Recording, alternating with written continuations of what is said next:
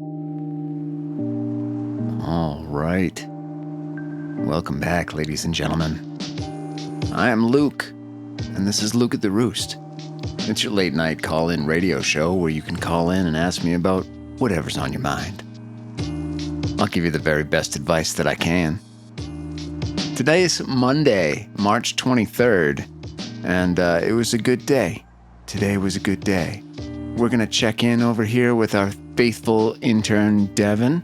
Devin, how are you doing tonight, buddy? Did you have a good show last night? You ready for a good one today? Yeah, doing good tonight, Luke. Grabbed a breakfast burrito from that 24-hour spot on the way in. Extra green chile, which was a solid call. Last night was all right. Couple wild callers, but nothing crashed the board. And yeah, pumped for this one. Got the playlist queued and some fresh trivia rabbit holes pulled up already. You want me to spin up the pre-show bumper or anything? Nah, man. Tonight's just gonna be chill. We don't need no bumpers. Well, what are they, like fucking bumper cars or something, kid? Whatever. What are you talking about, guy? Oh, nah, just those quick audio hits, like a 10-second promo or station ID to bridge segments. Keeps things smooth without dead air. No sweat if we're going raw tonight. I got the levels set anyway. You good on the first track? Look, man, you gotta stop talking about all that book learning stuff that you got from the communications college there. That stuff's not useful at all in the real world. Everybody knows that this is Luke of the Roost. There's no other show on earth like it. So we're gonna get to some callers. You think you might talk to some today? Yeah, got it. No more college talk. Lesson learned. I'm ready to jump in on callers if you want, especially if they drop some wild claims I can fact check or whatever. Just say the word. All right, not that any of these callers would drop any wild facts or anything, but let's see. It's going to be a wild and crazy night. All right, so first up on our caller line here, because Devin's been doing such a good job keeping it full and lit up, we've got Floyd. Floyd, welcome to the show. How are you doing today, buddy? How can we help you? Tell us what's going on in your life. Hey, Luke. I'm hanging in there, but I just drove out to my property line fence this afternoon, and my ex sliced a 10-foot gash in it so her new boyfriend's cattle could trample right across onto my side. So I just looked it up, and New Mexico is actually an open range state, which means livestock owners don't always have to fence in their animals, but property owners might be responsible for fencing them out. Well, that's not very cool. What'd you do to the ex-girlfriend to make her so mad? Or is she just trying to impress the new boyfriend? Yeah, Devin, I get the open range thing, but I've been out there patching that damn fence every spring for the last 5 years because her family's cows have been wandering since before she even owned the place next door.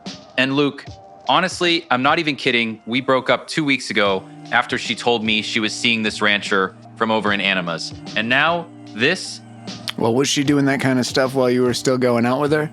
How long was this relationship? Did it last for a while? You guys lived together, anything like that? Or is this just some chick you were fooling around with in Animas? No, she wasn't pulling crap like this while we were together, Luke. That would have been the end of it right then. We were on and off for about 5 years, lived out here in Hot Cheetah together the last 3 in the little place I built next to the property line. And yeah, we got a 4-year-old kid between us that I see every other weekend now. All right, so I imagine it's because of the new boyfriend that you broke up, or was there some other event that caused the catastrophic dissolution of your engagement? Now, Luke, we never got around to rings or anything official, but yeah, it was her confessing 2 weeks back that she'd been messing around with this rancher from Animas for half a year already. Walked in after work, dropped that bomb while I was making dinner for the kid, and said she was moving next door to be with him because his place has more land for their future together. All right, well then, I don't know why he needs your land to graze his cattle, but it sounds to me like those are your cattle now, so if he's putting his animals in your fence, I mean, ownership's 9/10 and all that, you should go out there and milk them. Ha, milk them myself? Those mangy things have already knocked over the kid's little play fort I built out there last summer, Luke. And with work tomorrow, I can't spend another full day fixing her boyfriend's mess while dust kicks up everywhere. All right, well, I mean, the only thing you can really do is put up some cameras and tell the, I mean, there's no police to tell, but try to find the sheriff and tell him, I suppose. Yeah, cameras make sense, Luke. I've got a couple trail cams from hunting season I could stick up there tomorrow after work. But the sheriff's office in Lordsburg already laughed me off the phone last time. Her family's cows got through because open range rules, and now with her new guy involved, I'm worried it'll just turn into some family feud out here where nobody wins except the dust storms rolling in early this year. Yeah, we get it. There's dust out here. Everybody has to talk about the dust. We're aware. I know it's coming. You don't have to rub it in.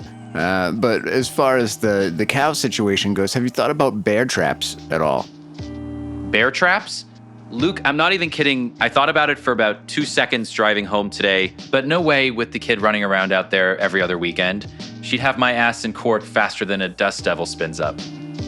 Oh, look at that with the dust again. All right. Well, I was just thinking you could get 2 birds stoned at once, but if you don't want to go, that far, have you thought about a bow and arrow? Ha, fine. Message received on the dust, Luke. Bow and arrow's tempting since I've got my compound bow from last deer season leaning in the garage. But nah, with the kid chasing butterflies right along that fence line every visit, 1 stray shot, and I'm looking at custody hearings instead of ink sessions tomorrow. Well, yeah, but you could parent your child and put him in another area of the yard. I imagine you've got plenty of acreage, or leave him in the car seat, or whatever it is you got to do. Jesus, I'm trying to help you out. What are you looking? What kind of answer are you looking for here with the cows?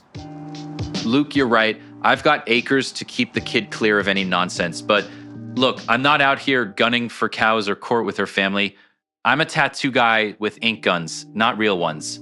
What I'm after is anything short of war that keeps my side intact without her using the boy as ammo in this mess. All right, well, here you go. Here's my next solution for you. The next time you catch his animals in your fence, tattoo your name on them, and then they're your animals. Ha, Luke, tattoo my name on them? I'm the guy who does full sleeves on bikers down at the shop in Deming. So yeah, I could ink property of Floyd right on their hides with my rotary machine and make it look sharp, but her rancher boyfriend would probably just shoot me for rustling before the ink even sets. Actually, tattooing cattle for identification is a real thing. It's used for ownership and record keeping, especially in dairy and beef herds. See, there you go. Even Devin knows that's the right answer. Is you got to do something. You can't just let him use your land if you fenced it off. What's the point of a fence? You've been out there working on the fence for 5 years, and you're just gonna let her cut it open on you like that? Nah, man, you gotta fight back like Kevin in Home Alone. You gotta booby trap that whole situation. If you don't want to do it inside the fence because you can't control where the kid goes or whatever, do it on the outside of the fence. And try to catch them before they get to the fence. You ever think of that? Ha, Devin's got me beat on the cow tattoo facts, Luke. I do them on people all day, but never thought about branding hides like that for real. Home Alone traps outside the fence? Yeah, you could have like a spiked baseball bat that swings from a tree branch. Well, not a tree branch. There's no trees anywhere around here, but you could put up like a bobcat or something with its bucket up high, and you could have a swinging log with it's just unnecessarily sharp for no reason that swings down when they hit the trip cord. You could dig a hole and then cover it with dust because we know you love the dust so much. And they would never notice it. They would never see it. And then as soon as the girlfriend and the boyfriend try to lead the cattle your way, boom, they're in a pit of snakes. Luke, pit of snakes under a dust cover.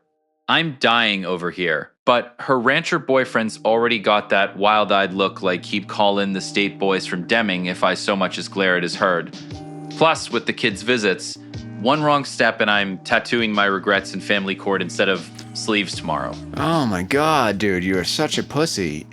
All right, whatever. Well, just let them walk all over your land then. How's that? Leave the kid wherever and make sure that he can catch butterflies and everything's going to be fine, okay? How's that? Now, Luke, that's not it at all. I've sunk 5 years into that fence line for the kids' play area and some peace out here, and her cutting it open twice now feels like her flipping me off through the cows. But yeah, I'm not starting a range war that'll drag Phil, my sponsor, into bailing me out again. Yeah, well, she's going to keep doing it, and I would too, to be honest with you, because you are a reprehensible pussy, and you won't stand up for yourself, and I don't have anything further to say to you because just your presence is pissing me off. Whoa, Luke, call me what you want, but I've clawed my way out of worse with Phil holding my hand. All right, whatever. Can you believe these guys, Devin? I mean, come on.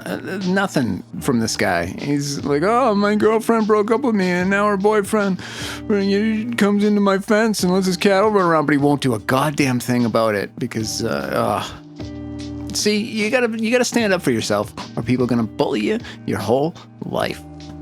Yeah, I mean, that's straight up sabotage with the cattle, kind of passive-aggressive rancher warfare, right? Guys got to draw a line or it'll never stop. Like my roommate in college who kept borrowing my laundry and wearing my socks ironically until I hit him in the ceiling tiles. You need me to pull up any fence laws or cattle trespass stuff for the next one? No, I don't think that'll be necessary. We're gonna hopefully get more interesting and, I don't know, less, pussy-like caller up on the line. So here we go. Let's see. Who are we going to today? I gotta collect my thoughts because that was so frustrating. Next up, we've got Carmen. Carmen, welcome to the show. What's going on in your life? How can we help you? Hopefully, whatever advice I give you, you're not gonna brush off because you've got a child, right? Do you have a child? No kids here, Luke. Divorced a couple years, so that's off the table. Floyd had me shaking my head earlier. That fence saga was wild, but I'm not brushing off anything, promise. Okay, so today I'm driving home past this brush fire, out on BLM land, nobody around for miles, wind kicking up dust like it's early spring, all over again, and I check my phone at a stop. Step counter says exactly 10,000 steps every day this week, exactly 10,000. Okay, well, it sounds like your step counter is exactly broken, and it might be time for a new one. Because if it says exactly 10,000 steps, that's very unlikely. No, it's not broken, Luke. I already reset it twice this week. Even took it out to the trails by Silver City on my mountain bike yesterday, figuring it'd clock 0 or something close. Nope. Bam. Exactly 10,000 by midnight. Trucker's life, right? Some days I'm lucky if I hit 1,000 pacing the cab stops. So this thing's lying through its teeth, or somebody's got my phone. No, that's what I said. Your step counter is broken. It's counting the wrong amount of steps. Even if it's exactly 10,000, that sounds like a software error. And maybe you need to reset it or go into the settings and figure out what's calculating as steps. Obviously, if you're on a mountain bike, that's not steps. That's cycles? I don't know. What do you call each revolution of the bicycle tires? Devin probably knows that. Yeah, revolutions. That's the word. Or maybe just call them don't crash into a cactus. But point taken, the bike shouldn't register steps, and it didn't mess with the count yesterday. I dove into the settings last night after chamomile tea and Survivor finale. Factory reset the whole app, paired it fresh to my phone, even left it on the kitchen table while I journaled. Still hits exactly 10,000 by midnight like clockwork. Timestamps show most steps clustering around evening 7 to 10 p.m. when I'm parked up watching the challenge or soaking in the tub with the radio on speaker. Well, I would say that's very good work closing your rings. You should be grateful that you don't have to work as hard as others to hit that milestone. 10,000 steps, that's great. There's two options here. You could congratulate yourself on your nightly 10,000 steps, or you could get a new fucking fitness tracker that works. Oh, I'm not complaining about the steps, Luke. I'm just saying it's weird as hell. I mean, I'm not out there power walking the desert at night. I'm parked in my driveway or sitting on the toilet reading the news, and suddenly I'm racking up steps like I'm training for a marathon. But here's the thing that's got me calling. Last night, I was in the tub, phone on the sink, show on speaker, and I hear this thump against the bathroom window, like something hit it. I ignore it, right? Probably a branch or a bird. I'm gonna guess that it was not, in fact, a branch or a bird. Right you are, Luke. No branch or bird suicide mission. I wrap in a towel, peek through the blinds, and there's my dad, Frank, full on peering in like he's casing the joint for the world's saddest heist. Retired 3 months, bored out of his skull. Been crashing in my guest room uninvited since last week, pacing figure eights in the backyard all evening to hit his own damn step goal on my shared phone app. Well, Jesus Christ, what the hell? Your dad's peeking in your bathroom mirror while you're in the tub? That's a little fucked up, don't you think? That's not okay. And it also sounds like if you're sharing your Steps app and your dad's out there between the hours of 7 and 10, like you said, racking up steps, then maybe that's where you're getting your 10,000. Jesus, you guys are so dumb. Yeah, it's beyond fucked up, Luke. I yanked the blinds shut and yelled through the glass. Dad, what in the fresh hell are you doing out there? Language. He just waves like we're at a barbecue and goes back to his pacing laps around the prickly pear. And the app? Guilty as charged on sharing it. We set it up as a joke last month during poker night when he cleaned me out for $400 and we swore secrecy on the pot. Now he's treating my backyard like his personal treadmill to beat my trucker stats. Well, I'm glad we solved one of your issues. The fitness tracker is clearly your father doing figure eights and peeping through your windows while you're naked in the tub, which is not okay. That's not okay. You can't... And he lives with you? He's sleeping on your couch, did you say? What is going on in this household? Guest room, yeah. He rolled in last Monday with his duffel and a cooler of Coors like it was spring break. Announced retirement. Boredom's got him visiting indefinitely. No invite, just keys from the divorce settlement he still had a copy of. Couch was phase 1. Now he's got the guest bed and my Netflix password. Critiquing my survivor pics over dinner I didn't plan to cook. Household's a circus. Luke, winds howling dust storms tomorrow. I'm hauling early, and he's plotting backyard obstacle courses for extra steps. Well, it sounds like you got to get him out of there as soon as possible, because it's you sound surprisingly calm for having your own father peeping on you in the bathroom. It's slightly disturbing. It's more than slightly disturbing. He's got to go. Yeah, disturbing's putting it mild, Luke. I slept with a kitchen knife under the pillow after that window stunt, but he's 72 and harmless as a moth-eaten flannel, just desperate for purpose post-retirement. Kicked him out twice already. He circles back with tales of my mum's empty nest nagging and how my divorce left the house too quiet. Tomorrow's haul starts at dawn, dust storm brewing, and I'm not playing warden to his step-obsessed circus act much longer. Yeah, maybe on your way back from your haul tomorrow, you should stop by the old folks' home and figure out what the process is for getting them in there in a controlled environment, because you can't be peeking through people's windows. That's not cool, even if you are 72. Old folks' home? Luke, that's swinging for the fences. Dad's more stray dog than nursing case. He'd chew through the fences and lap back here by supper. Try talking him into one of those senior centers down in Silver City with the shuffleboard and bus trips. Edit off over chamomile last night. Said he'd rather pace my backyard than play bingo with the crypt keepers. Retirement hit him like a dust devil. 3 months in, and he's driving my mum nuts 20 miles out. So he bunks here, stirring pots I didn't ask for. Well, he's obviously not in his right mind, and he's doing things that are uncontrollable, and I mean, that would bother me. I don't know why it doesn't seem to bother you that much, but I would not be allowing him to remain in my house if he was going to do stuff like that. It bothers me plenty, Luke. Knife under the pillow's no joke. Woke up gripping the handle, dreaming of prickly pear spines. But kicking out your own dad at 72 when he's just lost his shop routine and mum's harping on him daily feels like sentencing the guy to bingo purgatory. Oh, and get this. Last poker night, he won $400 off me and the boys, pocketed it quiet like a fox. Now he's flashing that wad for motivation to outstep the trucker daughter. Harmless clown, mostly. All right, if you say so. It doesn't sound harmless to me. You're the one sleeping with the knife under your pillow in your own house.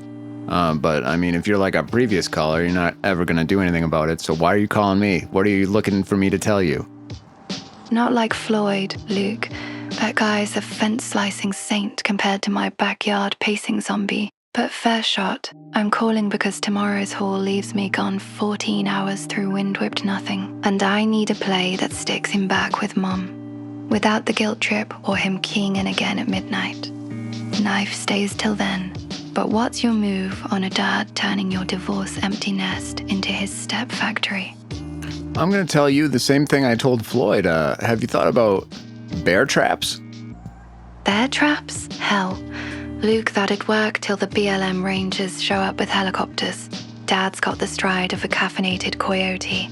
He'd snap one and keep lapping the yard yelling, "Personal best."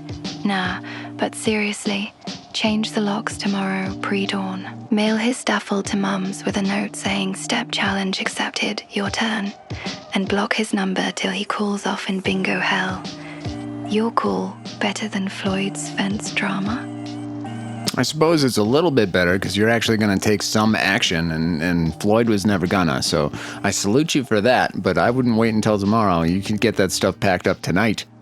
Get him out of there by the time you return home so you can be back to your peaceful abode with no creepy old men that are actually your father staring through your window. Jesus. Yeah. Salute accepted, Luke, packing his duffel tonight while he's snoring through the challenge replay. Course cans, flannel pile, that secret $400 poker wad I'll accidentally forget to include. Logs swapped by midnight, Mom's address labeled, and one text. Step up. Your backyard's next. Peaceful trucker tub time resumes. No more figure eight peep shows. Better than Floyd's cow chaos, right? Yep. Congratulations, you're officially better than Floyd. And now, ladies and gentlemen, it's time for us to stop for a little word from our sponsors. I'm going to get dark for a second. You're going to die someday. Not today, probably, but someday. And when you do, what's going to represent your business? A Craigslist post from 2020? A Google Maps pin that still says permanently closed because you forgot to update it after COVID. A nephew who knows computers but actually just has a Reddit account. Your legacy deserves better than a nephew with a Reddit account. Squarehole lets you build something that outlasts you. Something your kids can point to and say, "Dad built that." They won't know it took you 11 minutes. That's between you and Squarehole. And when your nephew says, "I could have built that for you for free," you can look him in the eye and say, "Then why didn't you, Tyler? I asked you in 2021 and you said you were busy, and you were not busy." Squarehole. Build it before Tyler has to, because Tyler is not going to.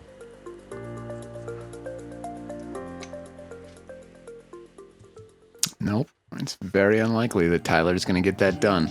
Next up on our caller line here, we've got Norm. Norm, welcome to the show. What's going on in your life? Anything I can actually help you with? Or are you just going to complain about some shit and not want to do anything about it? My 12-year-old science fair volcano didn't just erupt.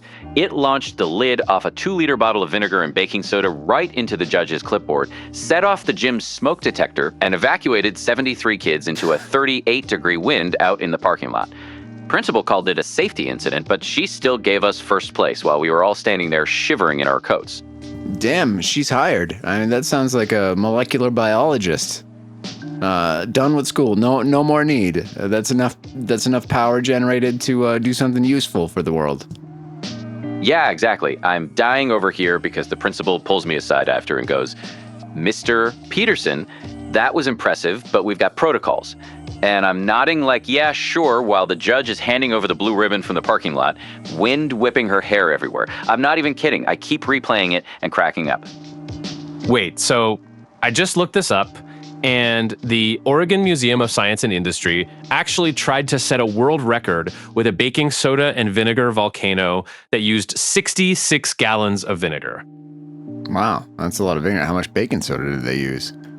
All right, well, that's an interesting story you've got there, Norm. What's going on in your life that you'd like some assistance with? There's not too much advice I can give you about vinegar volcanoes. Devin, that's wild. 66 gallons? Ours was just a 2-liter bottle, but it acted like it had a grudge. Luke, fair enough on the volcanoes, but here's the deal. I am stupid proud of this kid, first place and all. But the school district's emailing tonight about a mandatory parent meeting on explosive demonstrations, and I'm sitting here wondering if I'm allowed to frame the ribbon or if that makes me the asshole dad. Is that even a thing? They can have a mandatory parent? Just don't go. You're not in school. What are they going to do? What happens if you don't show up to a mandatory parent meeting? What are you, 12? That's what I'm wrestling with, Luke. They spelled it out in the email. says non-attendance may result in review of award eligibility and restrictions on future participation for the student. Kid's already got his eye on regionals next year, and this school's got that rep for holding grudges, like last spring when they yanked a kid's art prize over glitter in the vents. So yeah, I'm 12 again apparently. But do I risk it? What are they gonna do? You have to work. They can't make you come into the school. Like, they don't understand what your life is like. You can't just show up whenever they say you have to. That's silliness. Send a representative. Send them an email. Send them a doctor's note. Tell them to go fuck themselves. That's what I would do. It's an elementary school. Make her a fucking award on your printer and give it to her. She'll be just as happy. You're right. That's tempting as hell, Luke. Print out a bigger ribbon right now with gold stars and world's best volcano engineer. Kid would lose his mind over it. But this district's got teeth. They suspended a dad last year for skipping a diversity workshop and made his daughter do extra community service picking up trash after school. I work construction, swing shifts, doctor's note might fly once, but they flag patterns, and emailing go fuck yourselves feels good in my head, but probably lands me in small claims over some waiver I signed. Still, you got me leaning your way. Well, here's my advice for you. Why don't you have your lawyer send them a letter that says go fuck yourselves? Ha! Lawyer on speed dial for a volcano? Wish I had one that cheap, Luke. Last time I needed legal was for a fence dispute with a neighbor cost me $1,500 just to say back off. But damn if that doesn't sound satisfying. Picture the principal opening mail from some suit going, on behalf of Norm Peterson, kindly pound sand.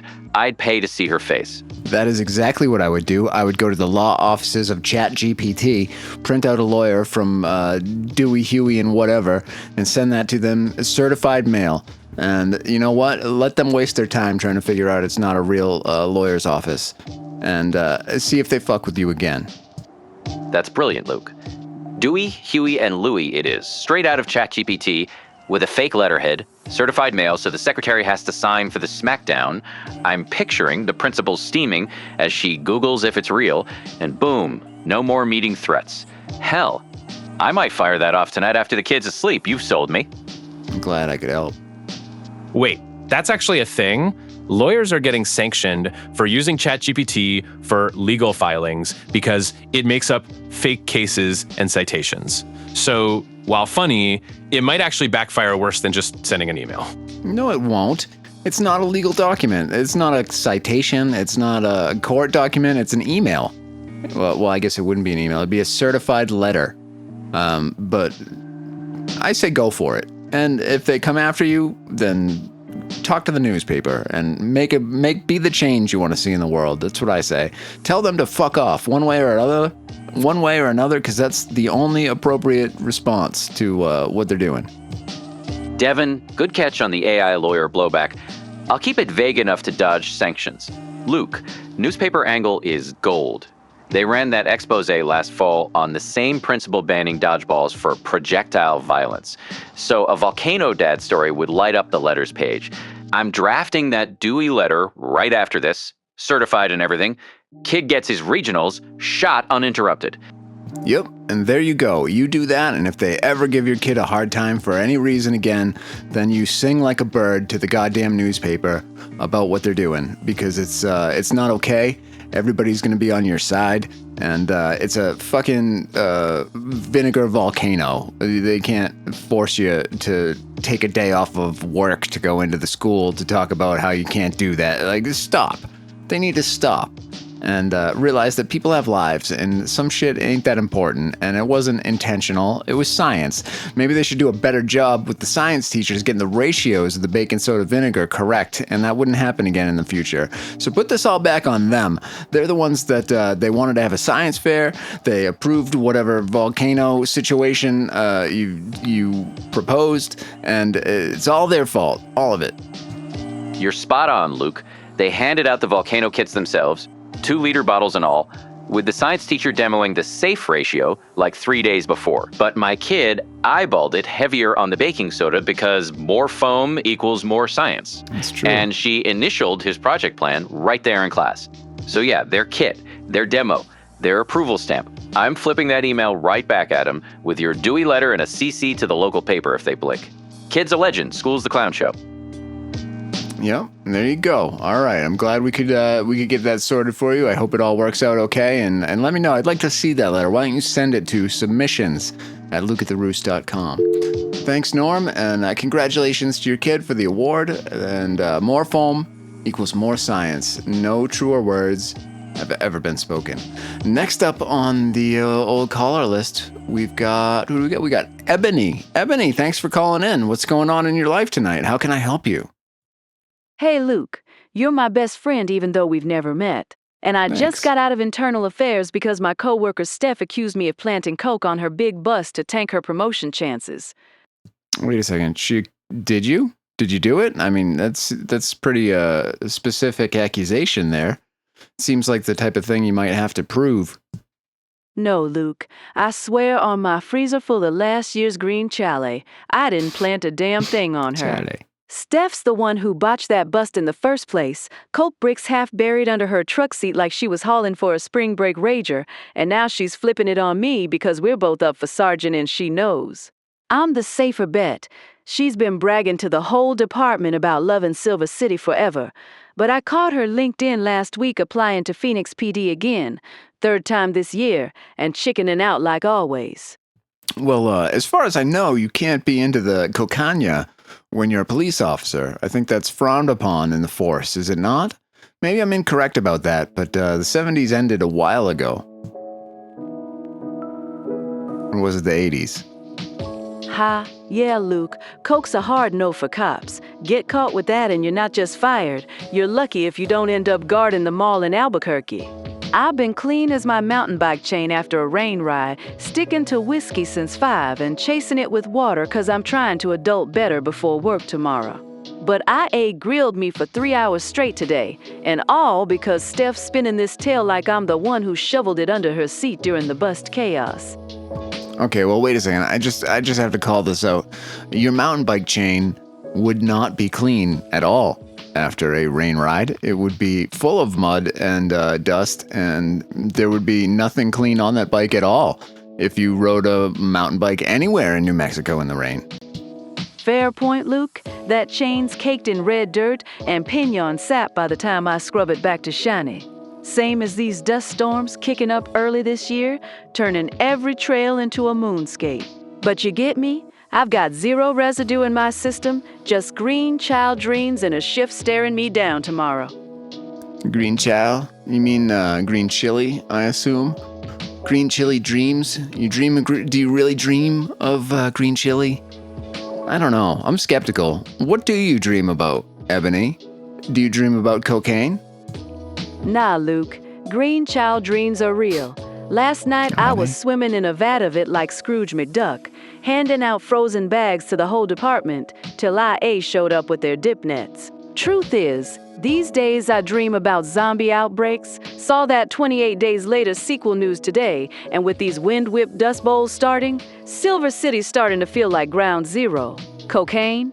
Hell no. Closest I get is the powdered dirt I snort off my handlebars after a trail crash. All right, well, it sounds like you're probably going to be okay after the IA investigation finds you not at fault in any way, shape, or form. And it sounds like this lady that's trying to frame you probably doesn't have great chances with the Silver City PD. Do you have any allies in the department? How well are you liked with your coworkers? Who is your boss, and does this lady report to the same person?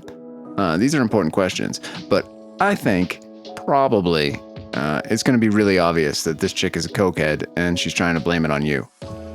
Yeah, Luke. Fingers crossed IA sees through her smokescreen quick. I've got solid allies like Ramirez and Patrol who took one look at the body cam footage and said Steph was sweating bullets before I even rolled up. Cokers like me fine. I mean, I keep that freezer stocked with Hatch green chili from last fall and sling bags to anyone who swings by the station, turns skeptics into fans faster than a Sturgill Simpson set. Steph and I both report to Captain Herrera, old-timer who's been riding desks since the flood of '93, and he already pulled me aside post-grill saying, "Ebony, don't let her pin her picnic on you." All right, here, Ebony, I'm going to give you some advice for the next time you have to talk to IA. Never say the phrase sling bags in reference to cocaine. And when you're trying to say the word coworkers, you you have to pronounce the work part. Otherwise, it sounds like you're saying cokers. So you can see where that would be an issue if you're talking about your cokers and slinging bags to internal affairs. I'm just trying to prevent any future confusion, lest you find yourself on the other end of the table again. Let's be careful about our diction and vocabulary. Got it, Luke? Lesson learned. No more slinging bags unless it's green child bricks to the captain's barbecue. And I'll enunciate coworkers like it's my Miranda rights from now on. Appreciate the vocab coaching. Keeps me from turning IA into a linguistics seminar next round. Yeah, I would recommend that you never utter the words slinging bags again, and also that you never utter the word child in reference to green chili again. But what do I know? I'm just a late night radio show host. I don't know shit about these fancy mouthing words. Next up, we've got here? We've got Reggie. Reggie, welcome to the show. What's going on in your life, and how can I help? Hey, Luke. Appreciate you picking up. I was listening to that Floyd call earlier. The one with his ex slashing his fence and all the cattle getting loose. Man, I could tell you were trying to help, but he just wouldn't go for any of it. Reminded me of my own deal with my ex-wife Diane, back when we first moved down here to the Boo deal. Everything we owned fit in the truck bed, just piled up under a blue tarp, and we're driving that old F-150 down Highway 60, with Willie Nelson cranked on the radio. Windows down even though it's dusty as hell. Anyway, we stop at this little grocery over in town. For some basics, self-checkout line's empty for once. I grab what I think is our bag on the way out. Turns out it wasn't. Didn't notice till we got home and unpacked it. Oh, all right.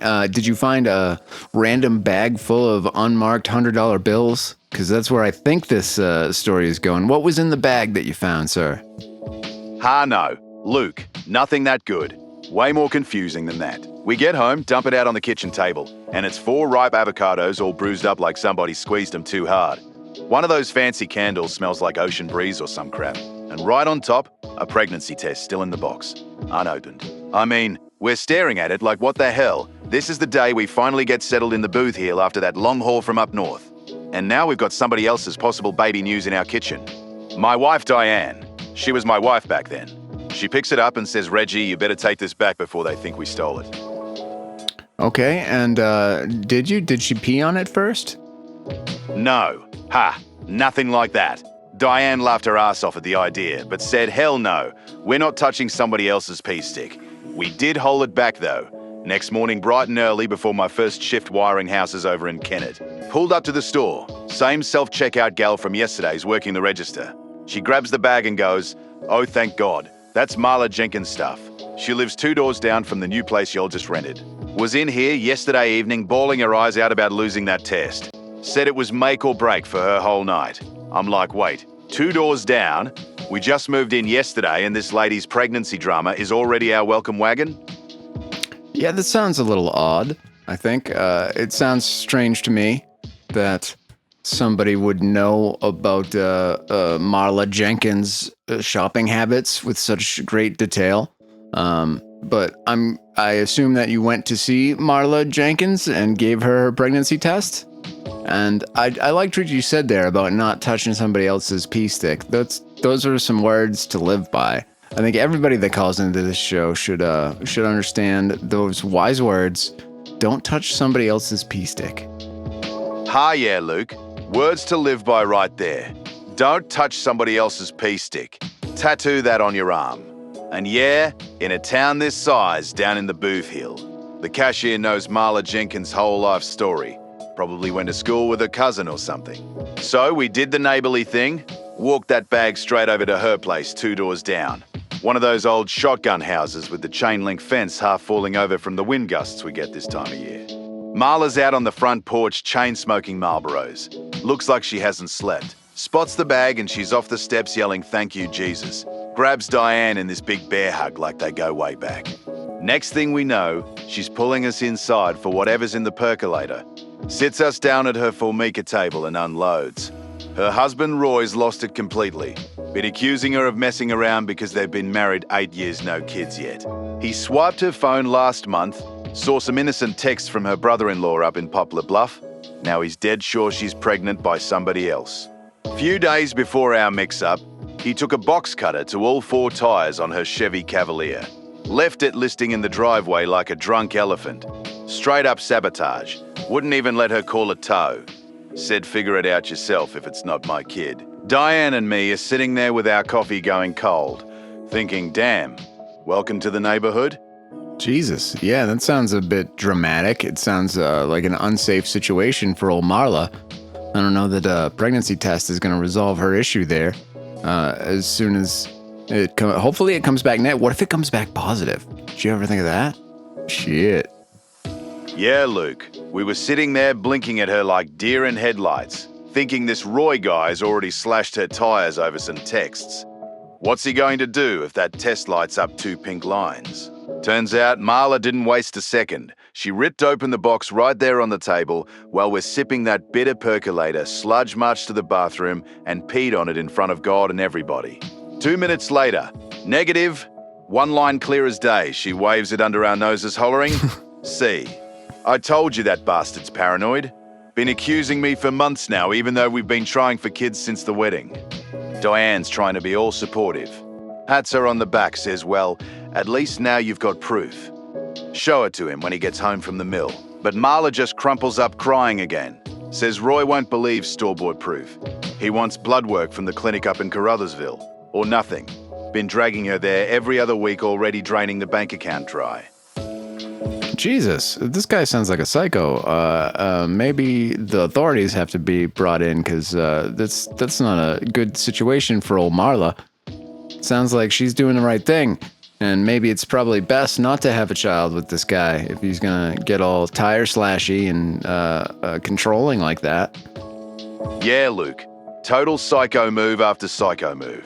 We told her straight up, call the sheriff's office down here in the Bootheel before he graduates from tires to something sharper. Diane even offered to drive her to her sister's up in Poplar Bluff that afternoon. Pack a bag and go. But Marla's shaking her head no. Says Roy's her high school sweetheart from Dexter High. They dance to George Strait at prom. He just snaps when he's scared of losing her. We're nodding along, trying to finish the coffee polite-like, when Roy bursts through the screen door straight off his shift at the plywood mill. Still in his oil-stained Carhartts and steel toes caked with sawdust. Reeks like sweat and cheap aftershave. Spots the pregnancy test on the table. Sees Diane and me sitting there like we're part of some intervention.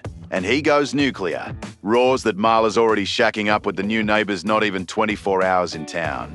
Snatches the test stick and flings it at the fridge, where it sticks like a damn dart, then kicks over the percolators, spilling hot sludge all over the linoleum. Diane's yanking my arm, whispering, let's go now. We scramble out past him, hollering threats about watching every move we make from now on. Well, welcome to the neighborhood, buddy. That's how it's gonna be. What did you do in response? Did you tell him not to treat old poor Marla like that? Did you stick up for her? Were you the hero in this situation, or did you just sneak out the door? No, Luke. No hero cape for me. We straight up snuck out that screen door like our heels were on fire. Diane's got my elbow in a death grip, whispering, don't say a word, just walk. And Roy's still bellowing behind us about loose women and new guy in town sniffing around his yard. We're power walking back to our rental. 2 doors down, hearts pounding like we just robbed the place. Lock the door and crank the window AC even though it's barely spring. Sit there in the dark with the truck keys in my lap, figuring if he comes knocking, we're flooring it to the highway. Diane's all fired up, says we should have called the law right then.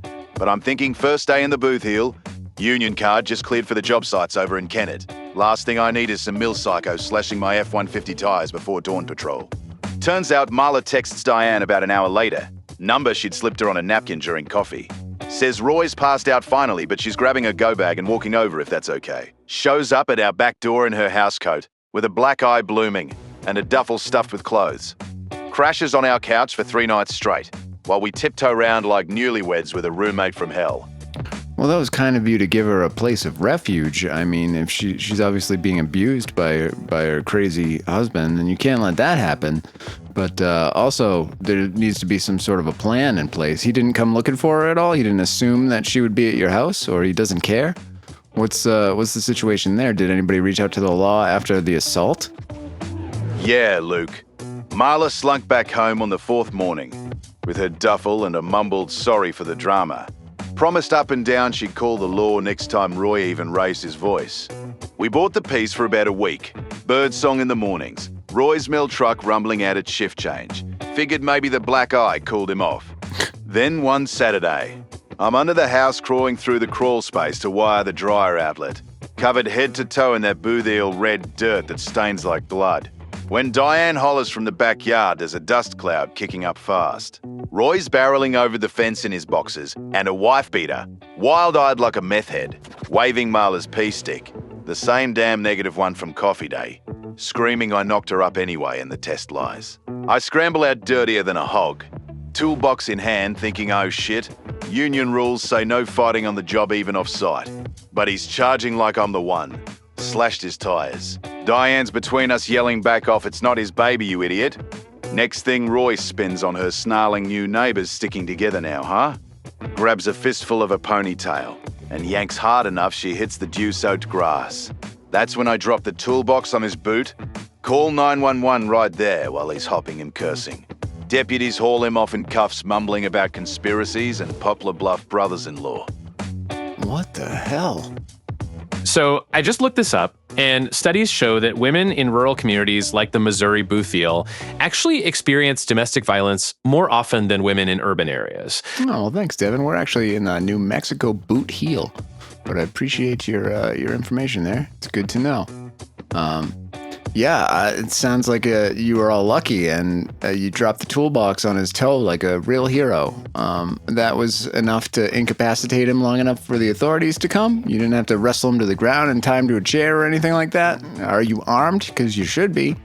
This guy's going to be released and sent back to his house, and he's going to be pissed off at you forever. Yeah, Devin, those stats track. Boothiel's got more of that hidden mess than the city headlines ever hit. Toolbox wasn't hero stuff, Luke. Just that big Craftsman Red 1 loaded with wire strippers and voltage testers from the job site. Weighs like 20 pounds empty, landed square on his instep and buckled the steel toe right through the leather. Had him screeching bloody murder while Diane scrambling up off the grass holding her neck. Deputies rolled up lights flashing. 2 of them from the county barn over in Haiti. Cuffed him face down in the dirt patch we call a yard and hauled him straight to the lockup on assault charges. Marla trailing behind in her housecoat, waving the negative P-stick like a white flag. Armed, hell yes. Ruger Security 6. 357 revolver lives in the truck glove box, loaded with hollow points, plus a 12-gauge Remington 800 and 70 leaning in the bedroom closet since the coyotes started howling closer last wind season. Diane made me get the permit after that first percolator blow-up. Said better safe than sorry with mill types off shift. Roy posted bail by noon next day through some uncle struts back to their place midday, reeking of wild turkey already. But the plywood mill canned him permanent that afternoon. Foreman called me on break saying new guy's neighbour slashed tyres and attacked his wife. No second chances in union overflow work. He blamed us for the pink slip spray paints baby killers across our mailbox that night in dripping white letters.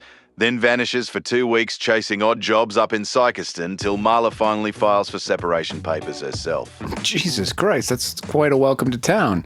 I'm going to tell you the same thing I told Floyd. Have you considered bear traps? Ha! Luke, bear traps straight out of Floyd's nightmare with those damn cows trampling his yard. Hell no.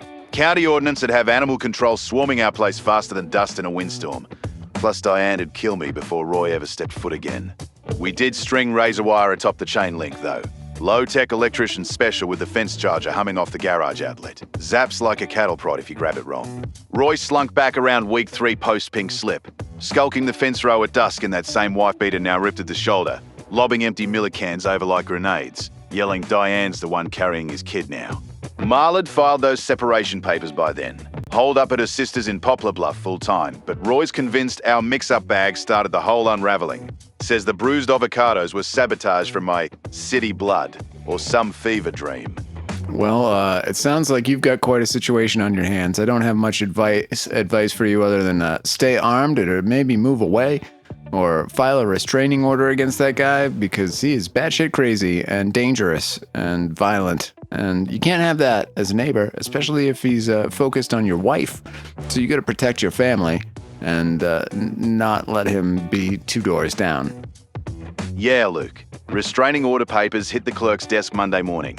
No way we're raising kids 2 doors from that tornado. Thanks for the backup, man. Take care.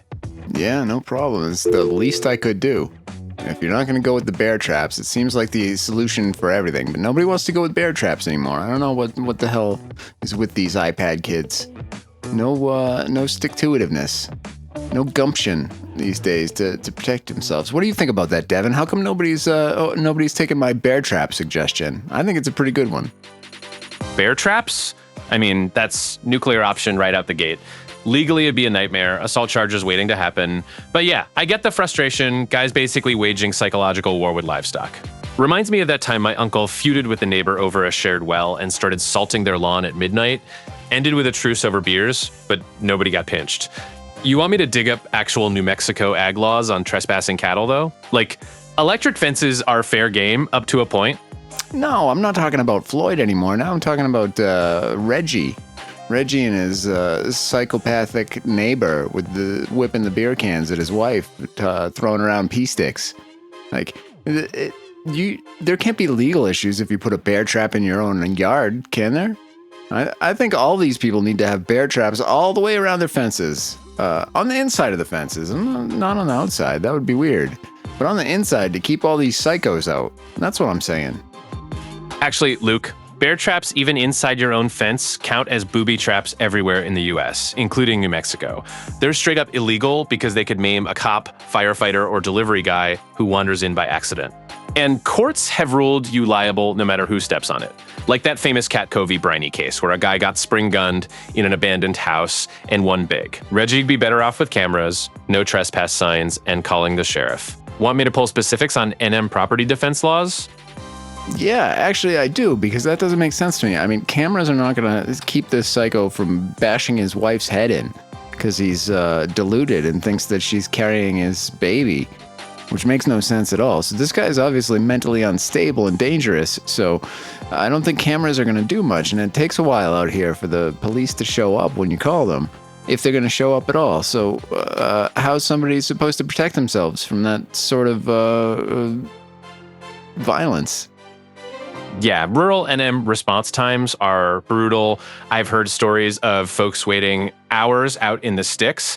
So basically, New Mexico's got a castle doctrine under Statute 3027. No duty to retreat in your home or yard if you reasonably fear imminent harm, and you can use deadly force to defend yourself, family, or property against an intruder. Like if this psycho neighbor busts in. Booby traps are still off limits everywhere, though. Courts hate them for the cop/delivery guy risk, but Reggie's legal with a firearm or non-lethal stuff like pepper spray if it escalates legally. Protection orders could lock the guy out, too, if there's documented threats. Want me to grab details on filing those? No, that's all right. I find it odd. I didn't know that booby traps were illegal across the country. It seems a little bit sad because booby traps are one of our greatest inventions. But ladies and gentlemen, unfortunately, it's time for us to take a little break and listen to a word from our sponsors.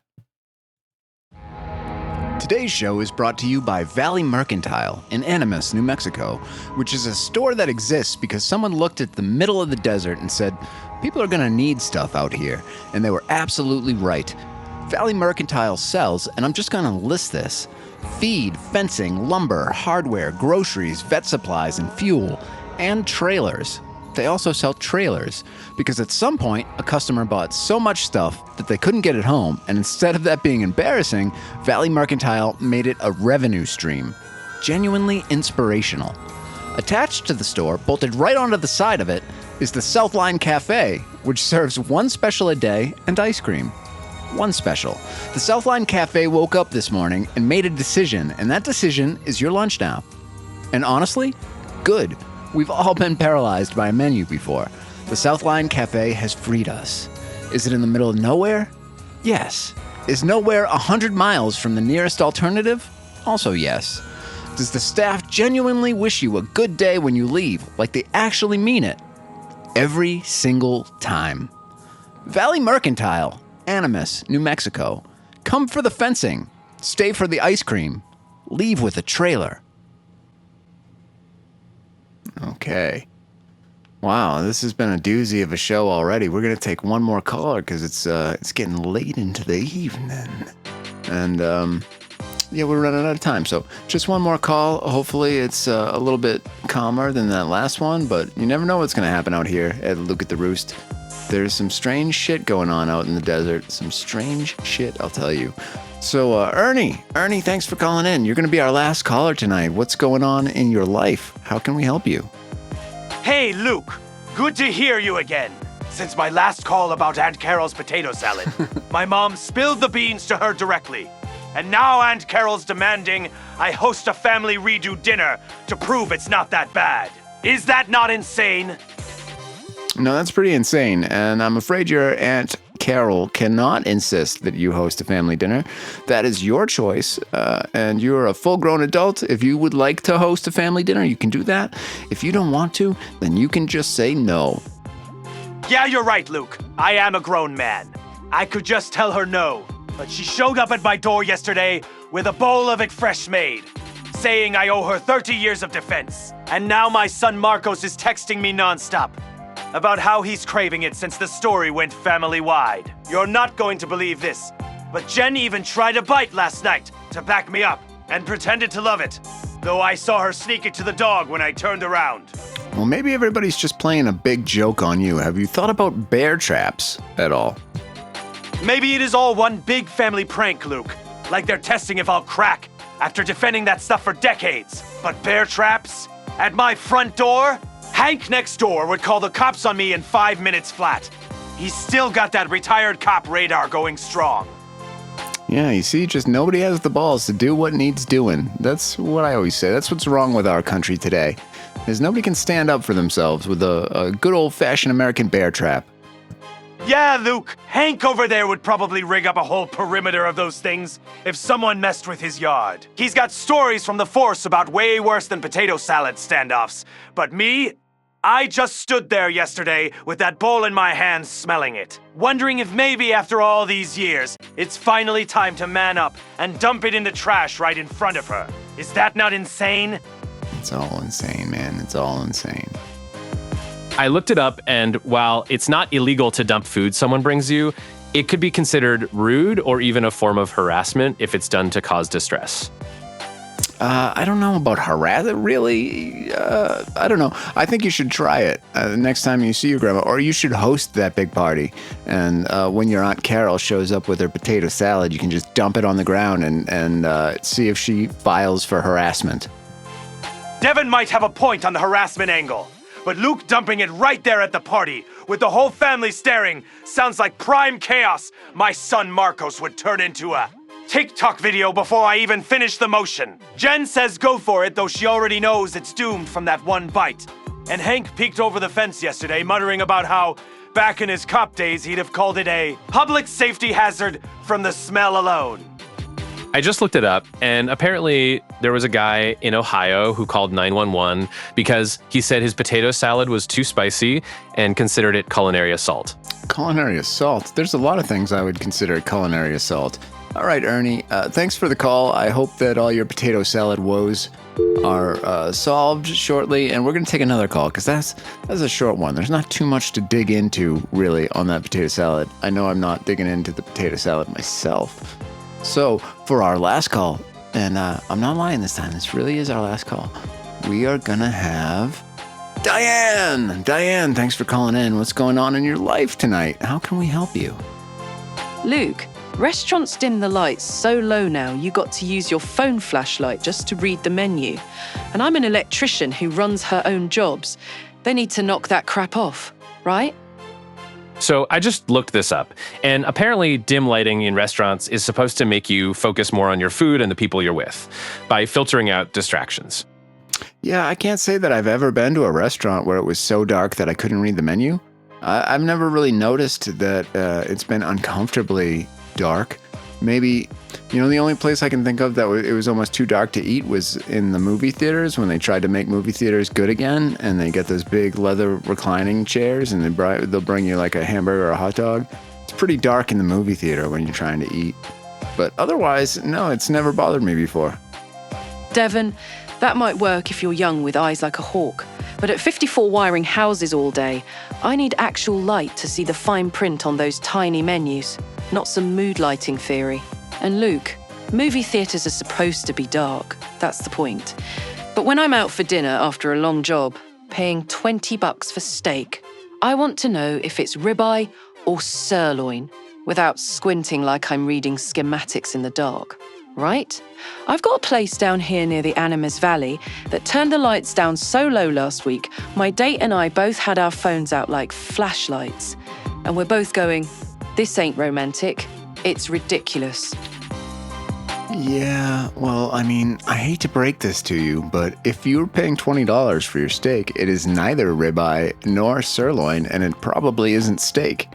But it sounds to me more like you should go to the eye doctor and have your eyes checked if you're having this kind of trouble reading things in the room lighting, ambient room lighting, because it shouldn't be that much of an issue for you in these public places. My eyes are fine, Luke. I read blueprints and strip wires in crawl spaces tighter than a bad fuse box, without a single miswire all day long. But stick a 10-point font menu under one of those 20-watt Edison bulbs they call ambience, and yeah, it's a problem. As for the steak, fair point on the price tag. But that's why I stick to the local spots, where they at least let you see what you're ordering before you drop the cash, right? That night with my guy. New thing for us about 6 months in. We're both fumbling phones like idiots. And he goes, Diane, this is why we should have stayed home with my hot sauce recipe. And I'm thinking, he's right, but come on, fix the lights first. I just looked it up, and the average price for a steak dinner in the US can range anywhere from $30 to $70, depending on the restaurant and cut. That is so crazy. Like, come on, $30 to $70 for one meal. It's fucking stupid. This is out of control.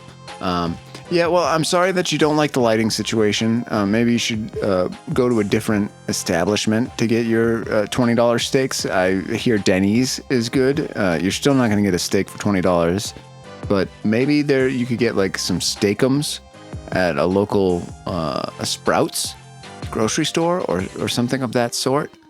I recommend staying in and never leaving the house if you need to control the lighting so much that you can't go out to eat. Devon, $30 to $70 just to squint at the options. No thanks. That's why us working folks hit the diners or grill our own. Luke, Denny's at least keeps the lights on so you can see your Grand Slam without playing minor. And steakums? Come on. I brew my own beer and make hot sauce that wins local comps.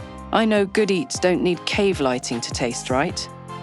All right, well, I mean, you know it. I don't know that I've got any further advice to give you on the lighting situation, but I hope that you get what it is that you want. Let's round up. Let's finish it off. Let's huddle up there, Devin. Devin, what did you think of today's show? It was a little bit odd, don't you think? Yeah, it was pretty out there today. Floyd's cattle revenge and Reggie's whip-wielding lunatic had me glued like a bad Western fever dream. I mean, nobody's calling in with tax tips or whatever, but that's why people tune into Luke at the Roost, right? Kinda oddly perfect, if you ask me. Reminds me of that one shift where the power flickered mid-rant and we just kept going on generator like pros. Solid show, boss. All right, man. Well, I thank you, and we hope that you listeners at home have a wonderful evening. We will talk to you again tomorrow.